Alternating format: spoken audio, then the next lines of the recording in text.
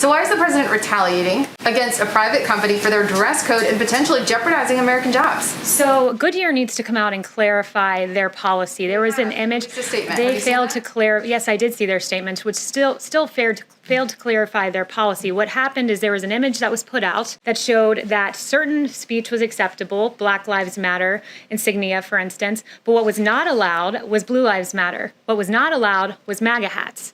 What was clearly targeted was a certain ideology. They have not denied that that image was presented at one of their facilities, and they need to come out. Racial equality, racial justice, that is okay, but not political speech. That's pretty standard across the board right now. That's not that unusual. Did the president even reach out to Goodyear before he tweeted? They came out and said equity issues. As far as I'm concerned, Blue Lives Matter is an equity issue. There have been police officers across this country that have been targeted because they wear the badge. Look no further than Dallas, where 5 police officers died. So Black Lives Matter, an organization who's in their DC branch said Black Lives Matter means defund the police. One of their presidents in New York said, "We will burn down the system." We all remember in 2015 the yelling of pigs in a blanket, fry 'em like bacon at a Black Lives Matter rally. That speech is allowed, but Blue Lives Matter is not allowed. And I will stand at this podium and say Blue Lives Matter is an equity issue, and Goodyear needs to come out and acknowledge that. Yes. Well, so let me just address that. The reason he called for the boycott was over MAGA. MAGA is pretty much unanimous with Blue Lives Matter. To circle back on your first point, too, about post office funding, I did want to highlight a piece that was written by Ruth Goldway, who's a retired chairwoman and commissioner of the U.S. Postal Regulatory Commission. I believe it was in the New York Times. And she said, quote, that the post office has access to about $25 billion in cash. Its own forecasts predict that it will have enough money to operate into 2021. So this notion that there's this emergency for which Nancy Pelosi needs to rush back to Capitol Hill to solve is a farce. It is false. The real thing that's happening here is Nancy Pelosi is feeling pressure from her members, from her constituents, because she's not delivered relief for the American people, and President Trump has. Where is Nancy Pelosi? The House is in recess. House and Senate Democrats left town after failing to compromise and make a deal to provide relief to the American people. While Nancy Pelosi and her colleagues went home, this president remained hard at work. President Trump took executive action, including stopping evictions, providing unemployment insurance, pausing student loan payments, cutting the payroll tax, which put money in the pockets of all Americans. Democrats apparently were unable to stick around to make a deal. Now, suddenly, Democrats will be rushing back to Washington. But why? The answer? The United States Postal Service. It's a stunning turn of events. Democrats went home after accomplishing nothing. No deal on stimulus checks, no deal on small business relief, no deal on eviction protections.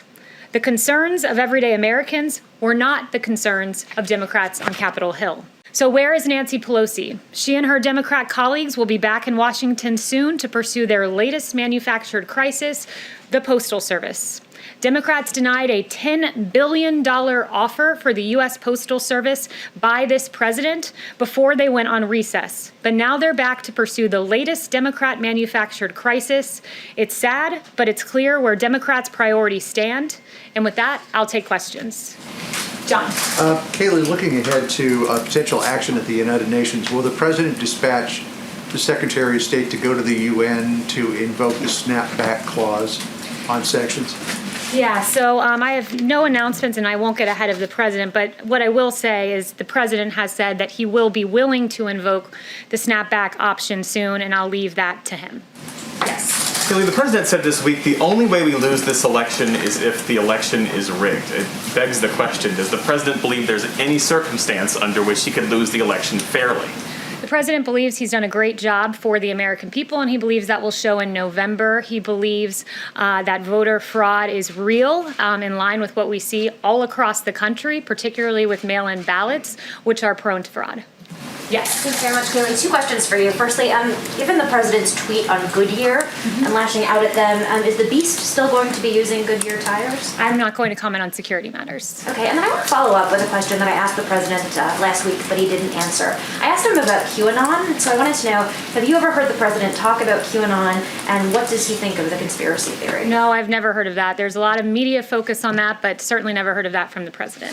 Yes. Kayleigh, just to follow up on what my colleague said over there with regard to the president saying, make sure to get out and vote because the only way we're going to lose this election is if the election is rigged.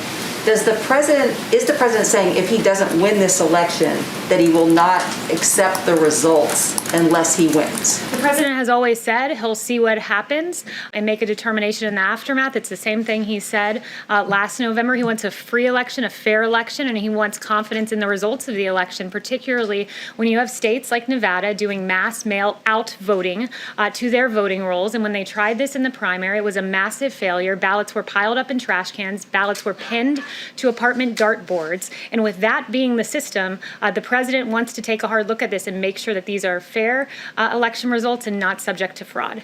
Yes. Can you tell us if the White House has reached out to Pelosi or the Democrats to talk over the next couple of days about stimulus? Yeah, so I have no updates on the personal conversations that we've been having, but what I'll say is this, is I know the speaker is interested in potentially a skinny bill with post office funding, but what we want here at the White House is we're certainly open to post office funding. We did, after all, offer that $10 billion that was turned down, so we're open to that, but what we want to see in there is relief for the American people who are hurt through no fault of their own. For unemployed Americans, we want to see enhanced unemployment insurance. PPP, we want to see small businesses get taken care of. That money goes directly to payroll, so to pay workers and thus keep jobs.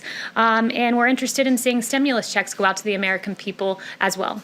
On the post office, are you able to share if the White House is open to the $25 billion that the Democrats are proposing, or is $10 billion the cap? No, we don't have a cap. We're certainly open to looking at the $25 billion, but we want included in there relief for the American people that thus far Speaker Pelosi has been entirely uninterested in, as this president has taken unilateral action to protect Americans subject to eviction, to protect Americans who are unemployed, to protect Americans via a tax cut through payroll deferral. So this president's taken action. Still, we're waiting on a reckless Speaker Pelosi to get back and do her job. Yes. Just to follow up on that, and then I have another question. Are there other things that the president could do in the realm of the executive action to address this problem with the Postal Service to ensure that they've got sufficient funding? Is there anything that he could do to sort of fill the gap? So the post office does have sufficient funding through 2021, and they do currently have cash on hand. They've been given that $10 billion line of credit through the CARES Act, so that's important to note. And look, we're looking at the post office funding to do with Speaker Pelosi, but that must also include money for our hardworking Americans as well. And the president, just to underscore this, mentioned yesterday that he wants to protect postal workers. These are great, hardworking Americans, and he wants to make the post office solvent and to protect those post office jobs. And he mentioned Amazon needing to raise the price of packages for Amazon as a way to help the solvency with the post office. Just follow up. So, with the recent agreement between Israel and the United Arab Emirates, there is great interest on the part of the Emiratis to purchase F-35s. What is the president's position on selling those high-end aircraft to the Emiratis at this point? And would that require congressional changes to remove the qualitative military edge that is guaranteed to Israel at this moment? So we don't confirm or comment on proposed defense sales or transfers until they're formally notified to Congress. To circle back on your first point, too, about post office funding, I did want to highlight a piece that was written by Ruth Goldway, who's a retired chairwoman and commissioner of the U.S. Postal Regulatory Commission. I believe it was in the New York Times. And she said, quote, that the post office has access to about $25 billion in cash. Its own forecasts predict that it will have enough money to operate into 2021. So this notion that there's this emergency for which Nancy Pelosi needs to rush back to Capitol Hill to solve is a farce. It is false. The real thing that's happening here is Nancy Pelosi is feeling pressure from her members, from her constituents, because she's not delivered relief for the American people, and President Trump has. Yes, Paula. Thank you, Kayleigh. Today, the president encouraged Americans not to buy Goodyear tires, suggesting that they had a ban on MAGA hats, but it appears that their policy is just a ban on political speech. It's pretty common for most companies. So why is the president retaliating against a private company for their dress code and potentially jeopardizing American jobs? So Goodyear needs to come out and clarify their policy. There was an image. It's a statement. They failed to clarify. Yes, I did see their statements, which still failed to clarify their policy. What happened is there was an image that was put out that showed showed that certain speech was acceptable, Black Lives Matter insignia, for instance, but what was not allowed was Blue Lives Matter. What was not allowed was MAGA hats.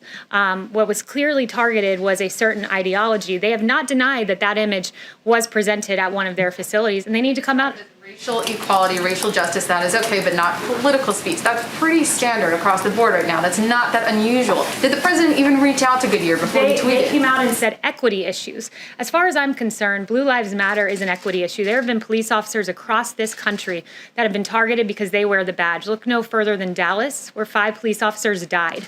So Black Lives Matter, an organization who's in their DC branch said Black Lives Matter means defund the police.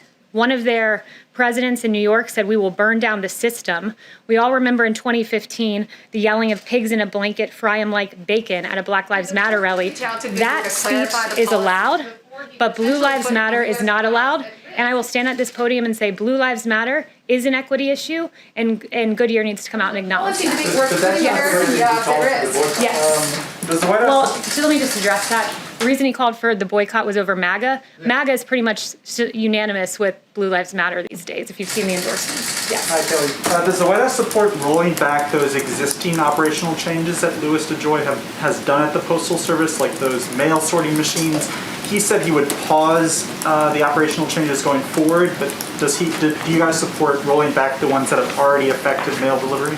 So the president made his position clear on this yesterday, and it is making the post office solvent via Amazon, package rates being raised.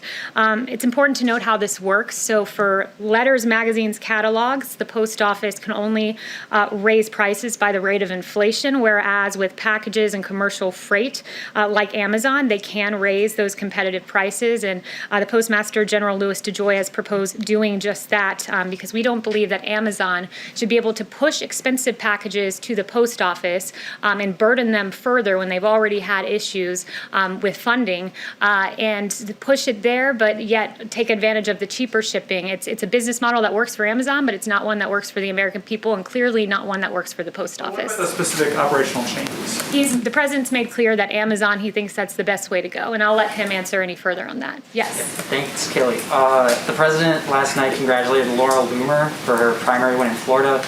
He's also backed Marjorie Taylor Greene in Georgia.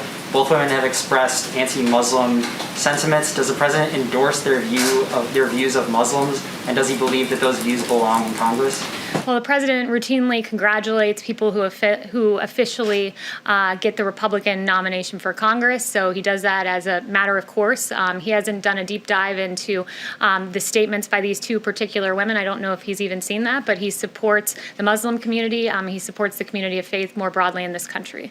Yes. Thank you, Katie. The president said that cost has been a consideration in selecting the White House as the location for his acceptance speech on next week. And I'm wondering if cost, in terms of keeping costs down for security purposes, is a consideration when he's selecting when to travel to his homes in Florida and New Jersey. Look, the president made clear that he wants to look at cost with regard to the convention. He always tries to, but the president is entitled at times to leave the White House, and he's done that just like every past president has. Yes. Thank you, Kayleigh. Can you confirm that the U.S.-China trade deal phase 1 talks with Ambassador Lighthizer are still on track? And if so, do you have a date for those? Yeah, so the trade representatives do speak, and the president has expressed his displeasure with China with regard to COVID and the pandemic. I don't have a date for any official talks, but it is safe to say, should they continue, it would be between the trade representatives. Yes. Yes. Yeah, back to Goodyear for a second. Set the issue of the beast aside. When the president says don't buy Goodyear tires, get better tires for far less, is he imploring that to his supporters? Or is that the official policy of the U.S. federal government that the president is directing, saying, do not buy Goodyear tires going forward? The president was talking to his supporters when he tweeted that in particular. And look, this president will never apologize for standing with law enforcement. He won't. He thinks it's unacceptable. If you can wear a Black Lives Matter hat, guess what? You should be able to wear a Blue Lives Matter one too, particularly when our police officers are targeted like they were in Dallas, particularly when David Dorn lost his life amid these riots. He will always stand against our police officers and Blue Lives Matter for some reason not being an equity issue as Goodyear Goodyear appears to maintain. So for all the fleets out there that have Goodyear tires on them that inevitably need to be replaced, that is fine. Go ahead and purchase. I haven't spoken to him about that in particular. You can ask him later in the 5 p.m. hour. Yes, good enough. Thank you, Kayleigh. As the White House continues to spearhead its vision and its victories for Middle East peace, what commitments does the White House hope to establish with the visit of the Prime Minister from Iraq tomorrow? Yeah, so that visit, we're very much looking forward to that tomorrow. The President looks forward to welcoming Prime Minister Kadami to the White House. The U.S.-Iraq strategic partnership is based upon a common goal for a stable, secure, and prosperous Middle East, and Iraq is a key partner to the U.S. on a range of regional security issues, including the enduring defeat of ISIS. So all of those matters will be discussed tomorrow. Yes, John? The President has been very bullish on the potential of convalescent plasma.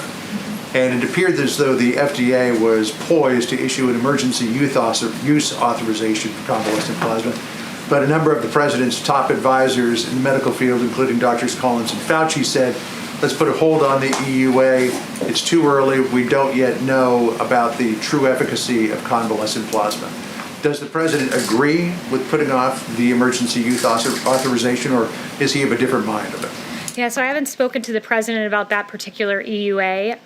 You can ask him that later this afternoon. But I did follow up with the FDA on a testing issue, and I wanted to look into the average time for our point of care test, because you all ask often about our point of care or more rapid test. And the average time for point of care test from submission to the FDA to decision for COVID-related rapid point of care test was 20 days. And by comparison, that for Ebola, flu, and strep point of care test was over 100 days. So this FDA, under this President, has managed to prove these rapid point of care tests that you all ask about at a rate 5 times faster than for Ebola, flu, and strep, which have taken more than 100 days on average. And just before I walked out here, Attorney General Barr announced some very good new news. Last week, of course, we learned that the suspected killer of Legend Taliaferro was charged, which was very encouraging to see. Operation Legend was, of course, named after Legend Taliaferro, the 4-year-old boy who was shot and killed in his bed. This has been going on for 6 weeks. There have been 1,000 federal agents from FBI, DEA, ATF, and U.S. Marshals working side by side with state and local authorities. Operation Legend is a very good example of cooperation and action, which is a sharp contrast to those who merely express empty sentiments or worse, hold blatant disregard for the unacceptable violence in our cities, of which many children have fallen victim to. The President cares. The President wants law and order restored. He wants peace in our streets. So this President took action. And today, the Attorney General can announce under the leadership of this President that federal agents have made over 1,000 arrests as part of Operation Legend. Many of these arrests are for violent state crimes, including 90 homicides. And as AG Barr notes, that means 90 killers would still be on the streets today without the law and order actions of President Trump. And as the mother of Legend Taliaferro said, she said, quote, my one and only child who fought through open heart surgery at 4 months is gone due to senseless gun violence. Children are supposed to be our future, and our 4-year-old son did not even make it to kindergarten. I stand here today as a mother fighting against violence for my son, Legend Taliaferro. My family and I support Operation Legend, and we strongly want our communities and everyone else behind us. Today, Legend Taliaferro was once again honored by the actions of Operation Legend, and we can thank President Trump and the work of Attorney General Barr for that great news. Thank you all very much. The President will be back here in the 5 p.m. hour.